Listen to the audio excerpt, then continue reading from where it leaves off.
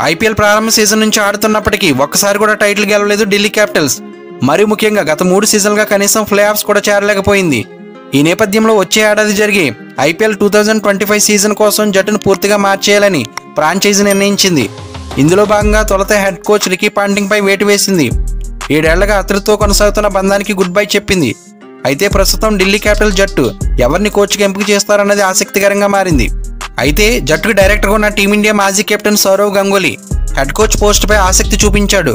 కానీ అతడిని head coach పదవికి ఢిల్లీ క్యాపిటల్స్ ఫ్రాంచైజీ పరిగణలోకి తీసుకోవడం లేదని తెలుస్తుంది. కోల్కతా నైట్ రైడర్స్ కు టైటిల్ అందించిన గౌతమ్ గంభీర్ లాంటి వ్యక్తిని హెడ్ కోచ్ గా నియమించుకోవాలని ఢిల్లీ క్యాపిటల్స్ భావిస్తున్నట్లు తెలుస్తుంది.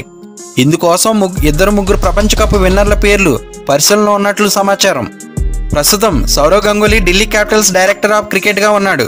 అంతేకాకుండా ఢిల్లీ క్యాపిటల్స్ సిస్టర్స్ ఫ్రాంచైజీలైన దుబాయ్ క్యాపిటల్స్, ప్రిటోరియా క్యాపిటల్స్ కు సంబంధించిన బాధ్యతలు సైతం చూస్తున్నాడు.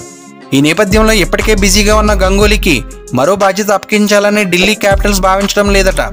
అందుకే హెడ్ కోచ్ పదవి కోసం పరిగణలోకి తీసుకోవడం లేదని తెలుస్తుంది. దీంతో డీసీ హెడ్ కోచ్ కావాలన్న గంగూలీ కోరిక నెరవేరేలా కనిపించడం లేదు.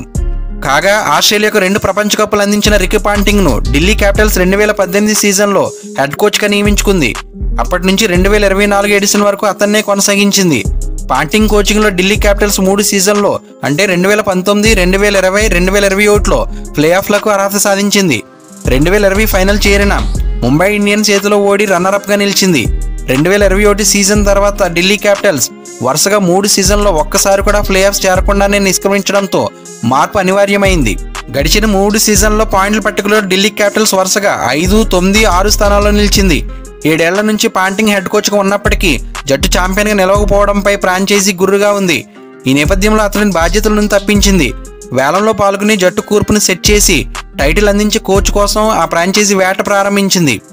ఫ్రెండ్స్, ఈ వీడియో మీకు నచ్చితే లైక్ చేయండి, మీ ఫ్రెండ్స్ అండ్ ఫ్యామిలీ మెంబర్స్కి షేర్ చేయండి.